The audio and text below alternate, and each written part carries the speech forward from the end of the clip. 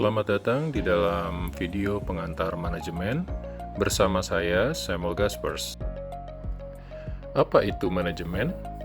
Manajemen adalah seni dan ilmu untuk mencapai tujuan organisasi secara efektif dan melalui perencanaan, perorganisasian, pengarahan, dan pengendalian sumber daya. Pengantar manajemen adalah langkah awal memahami konsep dasar manajemen, mulai dari peran manajer, fungsi-fungsi manajemen, hingga proses pengambilan keputusan dilakukan. Yang pertama, kita harus mengetahui sejarah dan teori manajemen. Mengulas perkembangan manajemen dari masa ke masa, mulai dari teori klasik hingga pendekatan kontingensi. Membahas teori-teori seperti manajemen ilmiah, teori klasik, pendekatan hubungan manusiawi, serta pendekatan sistem dan kontingensi. Sejarah perkembangan manajemen. Manajemen berkembang sejak zaman purba, di mana manajemen sederhana dapat dilihat dari adanya kumpulan atau golongan suku yang dipimpin oleh seorang kepala suku, maupun jajaran orang-orang yang dipercayai membawahi bidang masing-masing seperti pemimpin pasukan atau pemimpin aktivitas dagang lokal pada zaman itu. Perkembangan manajemen saat ini telah sampai kepada sistem manajemen atau manajerial yang cukup kompleks.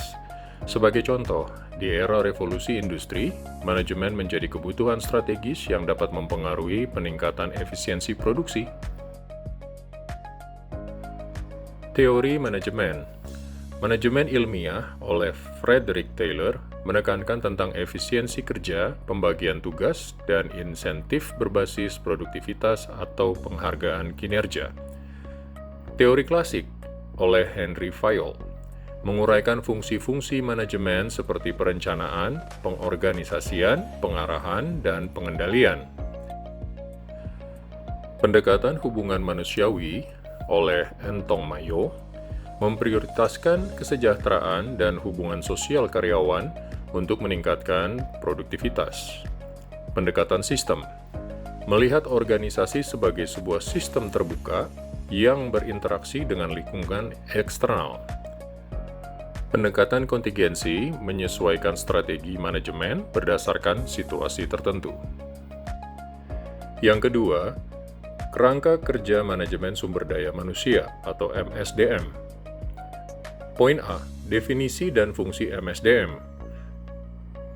MSDM adalah merupakan sebuah upaya mengelola sumber daya manusia untuk mencapai tujuan organisasi sekaligus memenuhi kebutuhan pekerja. Fungsi utama MSDM adalah perencanaan, kebutuhan SDM melalui analisis jabatan dan prediksi kebutuhan tenaga kerja, rekrutmen dan seleksi untuk mendapatkan tenaga kerja yang sesuai dan kompeten, penilaian kinerja untuk mengevaluasi efektivitas pekerja, pelatihan dan pengembangan untuk meningkatkan keterampilan dan produktivitas, hubungan kerja yang harmonis untuk menciptakan lingkungan kerja yang kondusif. B. Tujuan MSDM: meningkatkan produktivitas organisasi, memastikan kesejahteraan karyawan dan hubungan kerja yang adil, menjaga kepatuhan terhadap aspek legal ketenaga kerjaan. 3. Organisasi. Poin 1. Pengertian organisasi. Organisasi adalah sistem kerjasama yang terdiri dari individu atau kelompok untuk mencapai tujuan bersama dalam penerapan teori klasik, neoklasik, dan modern. Unsur utamanya meliputi struktur, pembagian tugas, dan hubungan antar individu. Teori organisasi. Teori klasik berfokus pada struktur hierarkis, pembagian kerja, dan spesialis. Teori neoklasik menekankan pentingnya hubungan sosial dalam organisasi. Teori modern mengintegrasi pendekatan multidimensi seperti kelompok multidisipliner ilmu dan sistem kerja yang fleksibel. 4. Kepemimpinan. Definisi dan peran kepemimpinan. Kepemimpinan adalah kemampuan mempengaruhi individu atau kelompok untuk bekerja mencapai tujuan. Menjadi seorang pemimpin yang efektif harus memiliki visi yang jelas, misi yang akan dikerjakan, kemampuan berkomunikasi dan berinteraksi yang baik, serta mampu beradaptasi dengan setiap perubahan yang terjadi. Gaya kepemimpinan modern. Perubahan dari gaya otoriter ke partisipasi dan visioner. Pemimpin masa kini tidak hanya memberikan arahan, tetapi juga memotivasi, mendukung, dan memberdayakan bawahan. Hubungan pimpinan dan bawahan.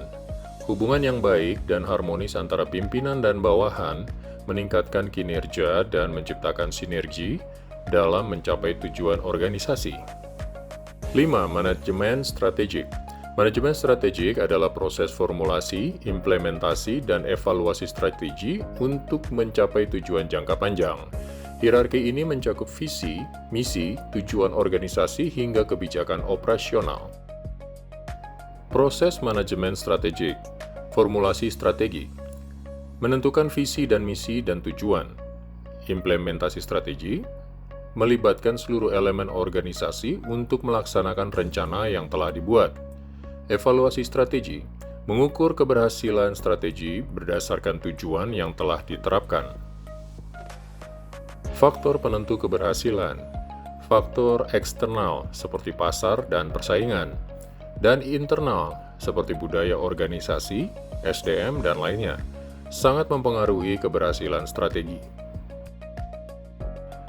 6. Motivasi. Motivasi adalah dorongan yang menggerakkan seseorang untuk mencapai tujuan tertentu. Dalam konteks kerja, motivasi berkaitan dengan produktivitas, kepuasan kerja, dan kesejahteraan karyawan. Teori motivasi oleh Maslow.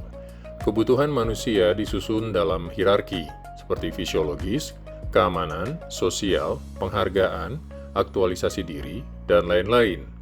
Oleh Herzberg, memisahkan faktor motivator pekerjaan itu sendiri dari faktor higienis atau kondisi kerja. Teori X dan Y oleh McGregor. Pandangan bahwa pekerja dapat dimotivasi melalui pendekatan berbeda berdasarkan asumsi dasar tentang manusia. Aplikasi di tempat kerja. Sistem insentif dan bonus untuk meningkatkan produktivitas. Desain pekerjaan yang memperhatikan kebutuhan karyawan, dan lingkungan kerja yang mendukung kolaborasi dan inovasi. Kita sampai kepada kesimpulan. Manajemen adalah seni dan ilmu mengelola sumber daya, baik manusia maupun material, untuk mencapai tujuan organisasi. Pendekatan holistik, adaptif, dan partisipasi menjadi kunci keberhasilan dalam menghadapi tantangan organisasi modern. Terima kasih telah menonton video ini. Sampai jumpa dalam video berikutnya.